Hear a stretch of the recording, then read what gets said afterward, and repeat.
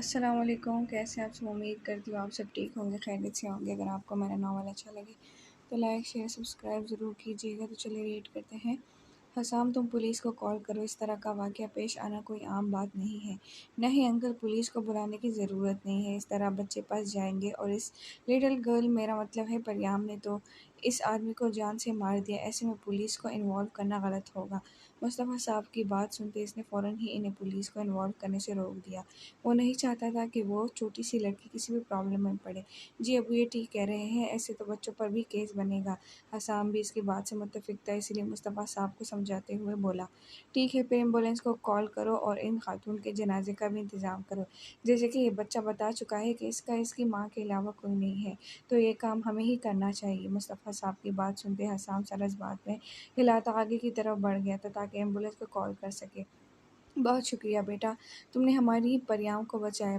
پریام سے ملتے وہ اس شخص کی جانب آئے جس نے ان کی بیٹی کو وقت رہتے بچایا تھا۔ نہیں انکل، شکریہ کی کوئی بات نہیں، میرا فرض تھا یہ، اب چلتا ہوں میں۔ ان سے اجازت لیتے اس نے ایک آخری نظر پریام پہ ڈالی اور ایک مخالف سمت اپنے قدم بڑھا دیے۔ اینجل، ابھی وہ آگے بڑھتا جب اس پری پیکر کی آواز کانوں میں گونجی۔ اس نے اپنے قدم بے ساختہ روکے، ابھی وہ پیچھے مڑتا اس سے پہلے وہ خود ہی اس کے مقابل آئی۔ تھینک یو اینجل، اتنی ہیلپ کرنے کے لیے۔ وہ اپنے بیگ سے چاکلیٹ نکالتے اس کی طرف بڑھاتے ہوئے بولی، لٹل گرل، میں بچہ نہیں ہوں جو آپ مجھے چاکلیٹ دے رہی ہے۔ اس نے ہنستے ہوئے اس کی چھوٹی ناک کو دباتے کہا، اوہ ہو اینجل، میں تو یہی دیتی ہوں تھینک یو کے لیے۔ خود ہی اس کا ہاتھ پکڑتے ہتھیلی پہ چاکلیٹ رکھی جب مقابل تو اس ادا پہ اش اش کر اٹھا۔ Okay little girl, thank you accepted. Chocolate جیب میں ڈالتے پھر سے اس کی ناک کو دبایا۔ مت کریں اینجل، میری اتنی پیاری نوز کو کیوں خراب کرنا چاہتے ہیں؟ ناک چراتے معصومیت سے کہتی وہ لڑکی اسے اس وقت اپنے دل میں اترتی محسوس ہو رہی تھی۔ اپنی حرکت اور دل کی بدلتی حالت پہ وہ خود حیران تھا۔ ہاں واقعی آپ کی نوز پیاری ہے، اب میں چلتا ہوں، اپنا خیال رکھنا لٹل گرل۔ ایک دفعہ پھر اس کی سرخ ہو رہی ناک کو دباتے اس کے تاثرات سے محفوظ ہوا۔ شاید ہی کوئی اتنا معصوم ہو جتنا یہ لڑکی تھی۔ اس دفعہ پریام بھی مقابل کی اس حرکت پر ہنس پڑی۔ اللہ حافظ، فی امان اللہ۔ ایک مسکراتی نظر اس پہ ڈالتے وہ اپنے بابا کی جانب بڑھ گئی، جبکہ وہ بھی گہری سانس بھرتا آگے بڑھ گیا۔ وہ اپنے جذبات کو سمجھنے سے قاصر تھا۔ وہ چھوٹی بچی یہ بات کہتے ہی بار بار دل کو ڈپٹ دیا جو سمجھ ہی نہیں رہا تھا۔ ایک آخری نظر پیچھے مڑ کے اسے دیکھا جو اس لڑکے کا ہاتھ تھامے سے مخالف سمت جا رہی تھی۔ وہ بھی سر جھٹک کے آگے بڑھ گیا جب نظر اپنے بازوؤں میں موجود گھڑی پہ پڑی جس میں سلور کلر کا بریسلیٹ چمک رہا تھا۔ اس نے گھڑی سے وہ بریسلیٹ نکالتے اپنی آنکھوں کے سامنے لہرایا جس میں آدھا چاند اور تارا چمک رہا تھا۔ اس نے یہ بریسلیٹ پریام کے ہاتھ میں دیکھا تھا۔ اس نے گلے میں پینڈنٹ بھی آدھے چاند کا پہن رکھا تھا، یہاں تک کہ اس کے بیگ کی چین، موبائل کور، ہر جگہ آدھا چاند اور تارا چمک رہا تھا۔ شاید وہ پری پیکر چاند کی دیوانی تھی۔ سر جھٹکتے بریسلیٹ کو اپنی قمیض کی سامنے والی جیب میں ڈال لیا۔ دھڑکنیں ایک دم ہی تیز سے دھڑکی تھی۔ اف ظالم جادوگرنی، جادو کرتی ہو تو منہ ہی منہ میں بڑبڑاتے قدم آگے بڑھا دی۔ یہ تھا شہریار حاشر خانزادہ خاندان کا بڑا بیٹا، اپنے گاؤں کا ہونے والا سردار۔ مخالف راستوں پہ چلتے یہ تینوں نہیں جانتے تھے کہ آنے والا وقت ان تینوں کو ایک تکون میں اکٹھا کر دے گا، اور جب تین لوگ ایک تکون میں جڑ جائیں تو کسی ایک کا خالی ہاتھ رہ جانا لازم ہوتا ہے، لیکن عشق پریام کی کہانی جیسا یہ تکون کی منفرد ہونے والا تھا جہاں ٹوٹنا شاید ان تینوں کے مقدر میں لکھا تھا۔ آمنہ، بچے کال کرو بھائی کو، کہاں رہ گئے ہیں، اب تو صبح ہونے کو ہے۔ آسیہ بیگم نے پریشانی سے آمنہ کو کہا، نہ جانے ان کی بچی کس حال میں تھی، دل میں عجیب وسوسے آ رہے تھے۔ ابھی آمنہ کچھ کہتی جب پریام کی آواز سنتے دروازے کی جانب دیکھا جہاں پریام داؤد ملک کے ساتھ اندر داخل ہو رہی تھی۔ پریام، میری بچی تم ٹھیک ہو؟ کہاں چلی گئی تھی؟ جان نکال دی تھی اپنی ماما کی؟ آسیہ بیگم دیوانہ وار اپنی بیٹی کو چوم رہی تھی جو ان کے پیار پہ فقط مسکرا دی۔ ارے ماما جان، میں بالکل ٹھیک ہوں۔ کیا آپ اپنی پریام کو جانتی نہیں ہیں؟ وہ کسی سے بھی نہیں ڈرتی۔ ہنس کے ان کی پریشانی کو ہوا میں اڑاتی وہ آسیہ بیگم کے ہاتھ چوم گئی۔ ہاں بھائی پریام میڈم کہاں ڈرتی ہے کسی سے، ان کو دیکھ کے تو جن بھوت بھی ڈر جائیں۔ پریام کی بات سنتے دروازے سے داخل ہوتے حسام نے لقمہ دینا ضروری سمجھا، جبکہ اس بات پہ پریام کے منہ کے زاویہ بگڑے تھے۔ بچوں کو کمرے میں لے جائے اور کچھ کھانے کو دے، رات سے بھوکے ہیں بچے۔ مصطفیٰ صاحب نے بچوں کو ایک نظر دیکھتے آسیہ بیگم کو مخاطب جو ناسمجھی سے اس لڑکے کو دیکھ رہی تھی جو ان کی بیٹی کے شال پکڑے اس کے پیچھے چھپا ہوا تھا۔ یہ بچہ بیگم بچوں کو ابھی لے جائیں پھر بات کرتے ہیں۔ داؤد صاحب نے آسیہ بیگم کو آنکھ سے اشارہ کرتے بچوں کو اندر لے جانے کا کہا تو وہ بھی سر اس بات میں ہلاتی بچوں کو اندر لے گئی۔ دونوں کو فریش ہونے کا کہتے آسیہ بیگم کچن میں چلی آئی تاکہ بچوں کے لیے ناشتہ بنا سکے۔ ویسے تمہارا نام کیا ہے؟ پریام نے صفحے پہ بٹھاتے اسے پانی دیا، جواب بھی جو اب بھی کافی خوفزدہ تھا۔ ہادی، میرا نام ہادی نام ہے میرا۔ پانی پیتے اس نے پریام کو جواب دیا جو فرسٹ ایڈ باکس لاتی اس کے سامنے پنجوں کے بل بیٹھی اس کے زخموں کا معائنہ کر رہی تھی۔ ارے واہ، تمہارا نام تو بہت پیارا ہے تمہاری طرح، لیکن میں تمہیں میر کہوں گی، صحیح ہے نا؟ اس کی بات سنتے وہ فقط سر ہی ہلا گیا اور اسے دیکھا جو اب اس کے پاؤں کے زخموں کو صاف کر رہی تھی۔ ویسے تمہارا نام کیا ہے؟ ایک نظر اسے دیکھتے میر نے پوچھا جو اب اس کے چہرے کے زخموں کو صاف کر رہی تھی۔ پریام، داؤد ملک نام ہے میرا۔ گھر والے اپنی مرضی سے مختلف ناموں سے بلاتے ہیں۔ ہلکی سی مسکراہٹ سے جواب دیتی وہ اٹھتی وارڈروب کی طرف بڑھ گئی۔ تو پھر میں کیا بلاؤں تمہیں؟ تم مجھے پری بلا سکتے ہو۔ پری اور میر، پرفیکٹ۔ اپنے جواب پہ خوش ہوتی وہ اپنا ہی کندھا ٹپکتے مسکرا دی، پلٹتے میر کی جانب دیکھا جو مسکراتے اسے ہی دیکھ رہا تھا۔ پریام نے وارڈروب سے کپڑے نکالتے اسے دیے، یہ لو جلدی سے چینج کر لو پھر مل کے ناشتہ کرتے ہیں۔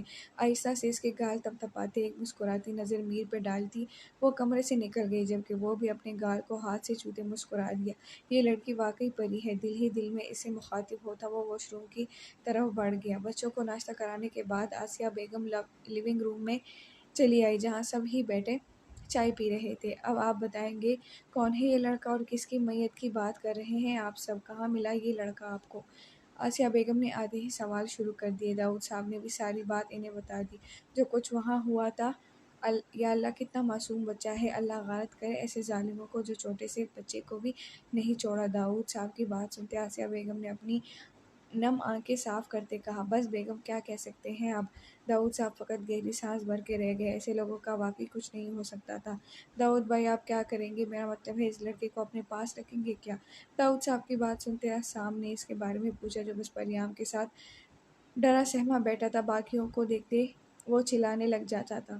ہاں میں نے اس سے بات کی تھی، اس کی ماں کے علاوہ اس کا اور کوئی رشتہ دار نہیں ہے جس کے پاس اسے چھوڑا جا سکے، اور باپ شاید بچپن میں ہی مر گیا تھا اس لیے اب وہ ہمارے ساتھ ہی جائے گا۔ میں نے وکیل سے بات کر لی ہے تاکہ قانونی طور پہ اس کی کسٹڈی لے لوں۔ سچ پوچھو تو اس بچے کو ایسے چھوڑنے پہ دل بالکل بھی رضامند نہیں ہے، داؤد صاحب تفصیل سے جواب دیتے چائے کا کپ ٹیبل پر رکھتے اٹھ کھڑے ہوئے۔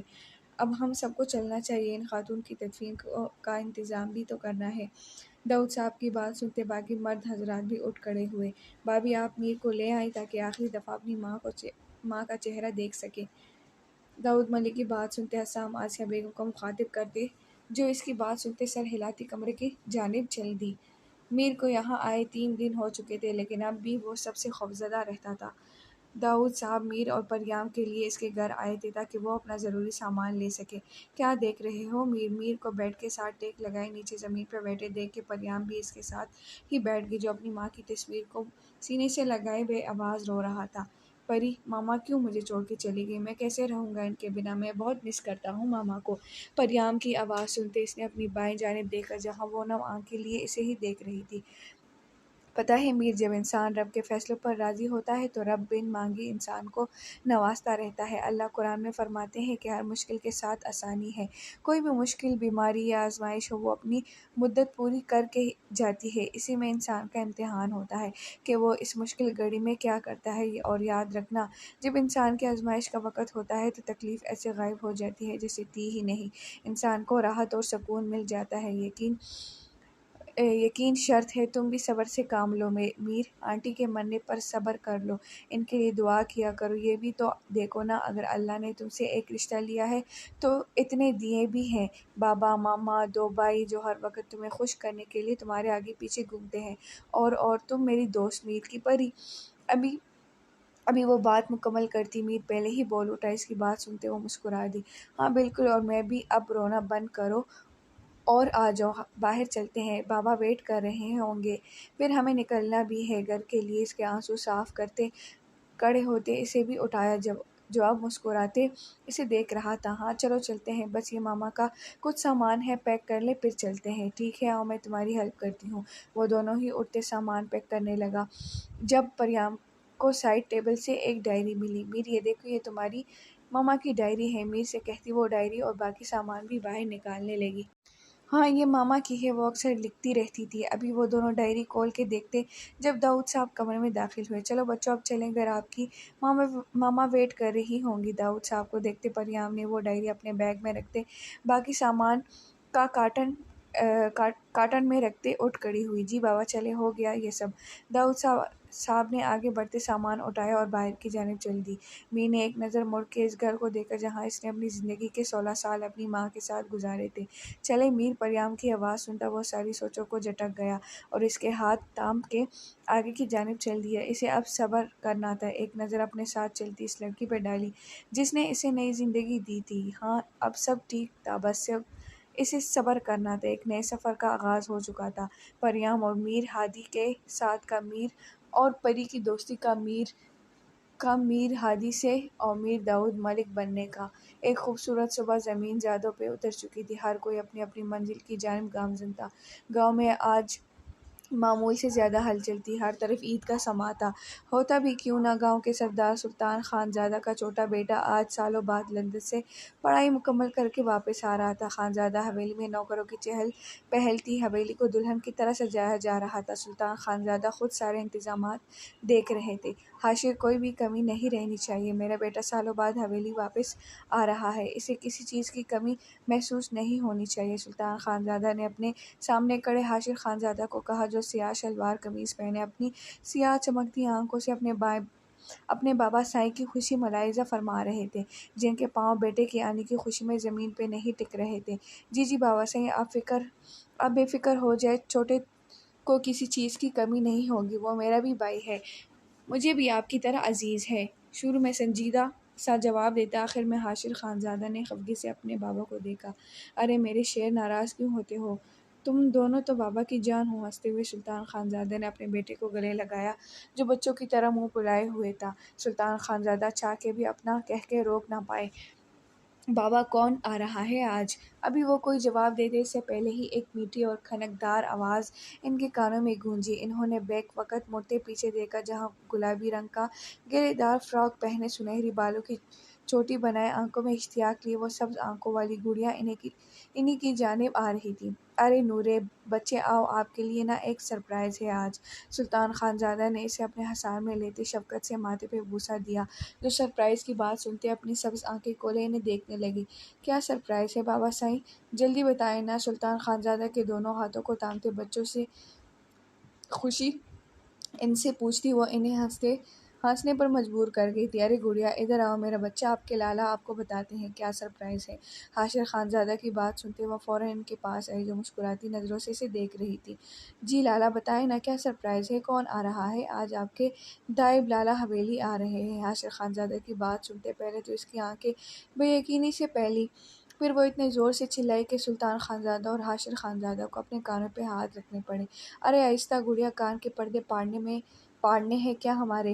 حاشر نے اسے ڈپٹا جس کا چہرہ خوشی سے دمک رہا تھا۔ اس نے دائب خان زادہ کو صرف تصویروں میں ہی دیکھا تھا کیونکہ جب وہ یہاں آئی تھی وہ یہاں موجود نہیں تھے۔ ارے سوری لالا، میں نہ جا کے باقی تیاریاں دیکھتی ہوں تاکہ دائب لالا کو کوئی پریشانی نہ ہو۔ ان سے معذرت کرتی وہ مسکراتی ہوئی اوپر کی جانب بڑھ گئی جبکہ سلطان خان زادہ اور حاشر خان زادہ اس کی خوشی دیکھتے خود بھی مسکرائے۔ یہ تھی نورے یسار انصاری، سلطان خان زادہ کی جگری دوست یسار انصاری کی بیٹی۔ انہوں نے اپنی پسند سے شادی کی تھی جس کی وجہ سے ان کے گھر والوں نے ان سے رشتہ ختم کر دیا تھا۔ وہ اپنی بیوی کے ساتھ پرسکون زندگی گزار رہے تھے، لیکن ایک حادثے میں یسار انصاری اور ان کی بیوی کی موت ہو گئی تھی اور 14 سالہ نورے یسار کو ان کے گھر والوں نے اپنانے سے انکار کر دیا۔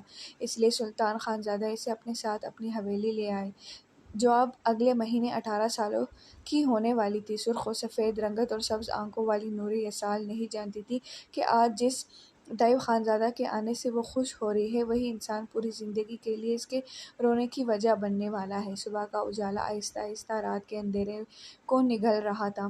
ایک نئی صبح ہونے کو تھی، ایسے میں وہ شخص بھی ایک نئی امید کے ساتھ اٹھتا اس کے کمرے کی جانب چل دیا جہاں وہ وجود مشینوں اور نالیوں سے جکڑا بے سود پڑا تھا۔ ہاسپٹل کے سنسان پڑے کوریڈور میں اس شخص کے قدموں کی چاپ گونج رہی تھی۔ سیاہ لباس میں کندھوں پہ چادر ڈالے وہ مضبوط قدم اٹھاتا آگے بڑھ رہا تھا۔ بال جو کبھی سلیقے سے سیٹ ہوتے تھے آج ماتھے پہ بکھرے پڑے تھے۔ سبز آنکھیں حزن اور ملال میں ڈوبی ہوئی تھیں۔ اس نے اپنے قدم ایک کمرے کے سامنے روک دیے۔ یا اللہ مجھے صبر دے، اللہ سے دعا مانگتے وہ شخص آہستہ سے دروازہ دھکیلتا اندر داخل ہو گیا۔ سامنے ہی وہ وجود آج بھی روز کی طرح بے حس و حرکت پڑا تھا۔ وہ شخص قدم قدم اٹھاتا اسٹول بیڈ کے قریب کرتے وہی بیٹھ گیا۔ آہستہ سے اس کا ہاتھ اپنے ہاتھ میں لیا جس پہ جگہ جگہ نیل بن چکے تھے۔ پچھلے 10 دنوں سے وہ وجود ایسے ہی بے جان پڑا تھا۔ کسی کی پکار، کسی کی آواز اسے ہوش میں نہ لا پاتی تھی۔ اٹھ جاؤ پری، اپنے میر پہ رحم کا، وہ تمہیں اس حال میں نہیں دیکھ سکتا۔ تم تو اپنے میر کے لیے کبھی بھی اتنے بے حس نہ تھی، پھر اب کیوں بن رہی ہو؟ اٹھ جاؤ یار، تمہارے بنا یہ میر کچھ بھی نہیں ہے۔ میر کو زندہ رہنے کے لیے اس کی پری کی ضرورت ہے۔ نہ جانے کتنے ہی لمحے چپ چاپ اسے دیکھتا رہا، پھر آہستہ سے اٹھا اور ماتھا اس کے ماتھے سے ٹکاتے اس کے کان میں نہ جانے کتنی ہی دیر سرگوشیاں کرتا رہا، پھر پیچھے ہوتے اس کے ماتھے پہ لب رکھ کے وہ اپنے دل کو بے اختیار ہوتا محسوس کر رہا تھا۔ سبزیاں قوتی آنکھوں سے آنسو بے مول ہوتے مقابل کے بالوں میں جذب ہو رہے تھے۔ بہت بے رحم نکلی ہو تم، ایک آخری نظر اس پر ڈالتے لمبے لمبے ڈگ بھرتا وہاں سے نکلتا چلا گیا، جبکہ اسپتال کے اس کمرے میں پھر سے خاموشی چھا گئی۔ بس مشینوں کی بپ بپ کی آواز گونج رہی تھی۔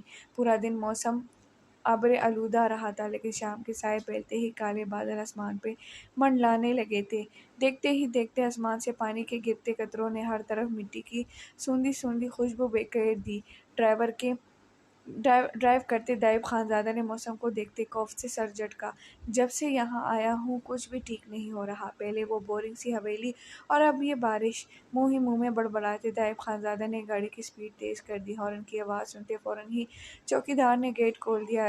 دائب خانزادہ نے زن سے گاڑی آگے بڑھائی، بلیو جینس پہ وائٹ شرٹ پہنے، پاؤں سنیکرز میں مقید کیے۔ دائب خانزادہ نے بارش کو دیکھتے بیزار سی شکل بنائی اور جلدی جلدی قدم حویلی کی جانب بڑھائے، لیکن کنکتی ہنسی کی آواز نے اسے قدم روکنے پر مجبور کر دیا۔ اس نے اپنے قدم لان کی جانب بڑھا دیے جس جانب سے آواز آ رہی تھی۔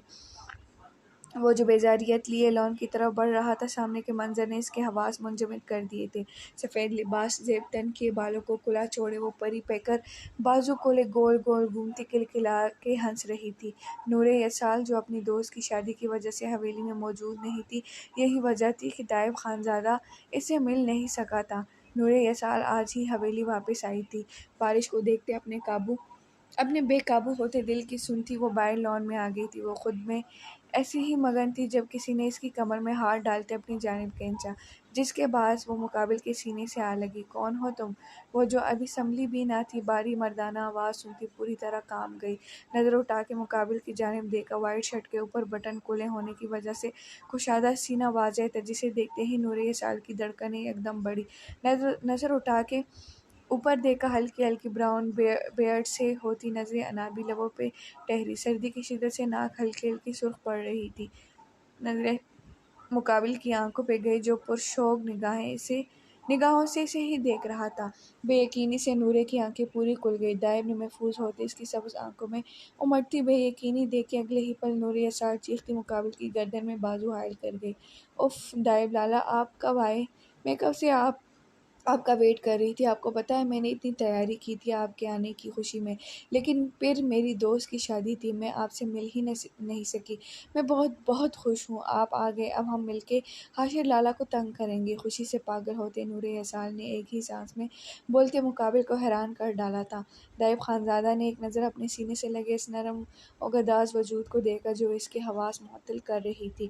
آنکھیں خمار سے سرخ پڑ رہی تھی۔ کون ہو تم اور یہاں کیا کر رہی ہو؟ بہکتے لہجے میں کہتے دائب خانزادہ نے ایک دفعہ پھر سے اپنا سوال دہرایا، جسے سنتے فوراً ہی نور یسال پیچھے ہٹی۔ ارے میں بھول ہی گئی، آپ تو جانتے ہی نہیں ہوں گے، میں نور یسال انصاری ہوں۔ ہاتھ بڑھاتے اپنا تعارف کرایا جو مقابل نے گرم جوشی سے تام لیا۔ اوہ، تو تم انصاری انکل کی بیٹی ہو، بابا صاحب نے بتایا تھا۔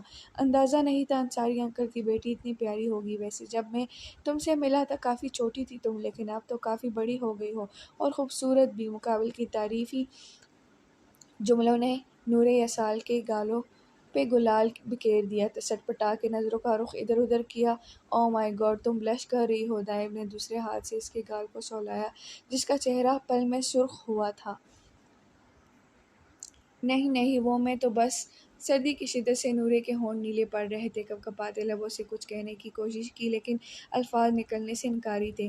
ہاں بابا بیبی ڈال، تم کتنی کیوٹ ہو، آگے ہوتے اس کے سر پڑتے گال پہ اپنے سلگتے لب رکھتے نورے یہ سال کے قدم بے اختیار لڑکھڑائے جب دائب نے اس کی کمر میں ہاتھ ڈالتے اپنی جانب کھینچا۔ اف، میں نے آج تک کسی بھی لڑکی کو ایک کس پہ اتنا شرماتے گھبراتے نہیں دیکھا، بے باکی سے کہتے توڑا جھکتے نورے کی آنکھوں میں دیکھا جو بمشکل اس کے سینے تک آتی تھی۔ کیا مطلب ہے آپ کا؟ کتنی لڑکیوں کو کس کر چکے ہیں آپ؟ کپکپاتے لبوں سے کہتے آنکھیں چھوٹی کرتے دائب کو گورا جو اس بات پہ کہہ لگا اٹھا۔ او مائی گاڈ، تم جیلس ہو رہی ہو؟ دائب نے آگے ہوتے اس کے گال پہ اپنے ناک کو سہلایا۔ نورے کے حواس کام کرنا چھوڑ رہے تھے۔ یہ کیا کر رہے ہیں آپ؟ کپکپاتے ہاتھ اس کے سینے پہ رکھتے نورے نے اسے دور کرنا چاہا جو مقابل نے تھامتے لبوں سے لگا لیے۔ کیا کر رہا ہوں میں؟ سوال چنا جواب گندم والا حال۔ دائب نے الٹا سوال کیا۔ یہ میرا ہاتھ چھوڑے، میرا دل باہر نکل رہا ہے۔ کچھ سیکنڈ لگے تھے دائب کو بات سمجھتے، پھر اس لب خوبصورت مسکراہٹ میں ڈلے۔ کہاں نکل رہا ہے؟ دکھاؤ مجھے۔ اس کی آنکھوں میں دیکھتے ہاتھ اس کے دل کے مقام پر رکھا جو تیزی سے دھڑک رہا تھا۔ پیچھے ہٹے۔ مقابل کی بے باک حرکت پہ نورے نے کپکپاتے ہاتھوں سے اسے دھکا دیا اور اندر کی جانب دوڑ لگا دی۔ پھرتی سے آگے بڑھتے دائب نے اس کی کلائی کو گرفت میں لیتے کھنچاؤ کہ نورے کی پشت دائب کے سینے سے آ لگی۔ مجھے اندازہ نہیں تھا مشرقی لڑکے اتنی دلچسپ ہوتی ہیں۔ کندھے پہ سلگتے لبوں کا لمس چھوڑتے اس کی گردن میں گہرا سانس بھرا۔ پلیز جانے دیں مجھے، کپکپاتے لبوں سے کہتے خود کو آزاد کروانے کی کوشش کی جب دائب نے جھٹکے سے رخ موڑتے اپنے مقابل کیا۔ اوکے، جانے دوں گا، لیکن پہلے تمہیں مجھ سے فرینڈ شپ کرنی ہوگی۔ آفٹر آل تمہیں میرے ساتھ مل کے اپنے حاشر لالا کو تنگ بھی کرنا ہے نا؟ دلکشی سے مسکراتے اپنا ہاتھ اس کی جانب بڑھایا جبکہ نورے مسلسل شش و پنج میں مبتلا مقابل کے ہاتھ کو دیکھ رہی تھی۔ سرخ و سفید رنگت بازوؤں پہ ہلکے ہلکے موجود بال، ہاتھ کی پشت پہ نیلی اور ہری ابری ہوئی نسیں بلا شبہ اس کے بہت خوبصورت تھے۔ اوکے فائن، اگر تم دوستی نہیں کرنا چاہتی تو، اداس لہجے میں کہتے دائب نے اپنا ہاتھ پیچھے کرنا چاہا جسے نورے نے فوراً تھام لیا۔ فرینڈز؟ وہ مسکراتے نورے نے ایک نظر دائب کو دیکھا جو اس کے ہاتھ تھامنے پہ دلکشی سے مسکرا رہا تھا۔ اوکے تو پھر فرینڈز میں تو سب الاؤڈ ہوتا ہے نا؟ سوالیہ انداز میں کہتا ہے بروچکاتے نورے کو دیکھا جس نے زور و شور سے سر ہاں میں ہلایا۔ اس کا مطلب ہے اب میں تمہیں کس کر سکتا ہوں، ہے نا؟ اس کی ہاتھ کی پشت پہ لب رکھتے نظریں اس کے چہرے پہ مرکوز کی۔ گال اور ناک گلابی پڑ رہے تھے، بالوں کی گیلی لٹیں چہرے اور گردن سے لپٹی سراہی دار گردن کو واضح کر رہی تھی۔ سردی سے نیلے پڑتے بھیگے کپکپاتے لب دائب کو اپنے حلق میں کانٹے اگتے محسوس ہو رہے تھے۔ بھیگا مہکتا حشر سا مانیہ بکھیرتا وجود دائب کے حواس کو جھنجھوڑ رہا تھا جبکہ ان سب سے انجان نورے نے اس کی بات سنتے اپنا ہاتھ چھڑاتے فوراً ہی اندر کی جانب دوڑ لگائی جبکہ نورے کی سپیڈ دیکھتے دائب خانزادہ کے لب شرانگیز مسکراہٹ میں ڈلے، بالوں میں ہاتھ پھیرتے سیٹی پہ رومانوی دھن بجاتے قدم اندر کی جانب بڑھا دیے۔ چال میں سرشاری تھی۔ نیا شکار مبارک ہو دائب خانزادہ۔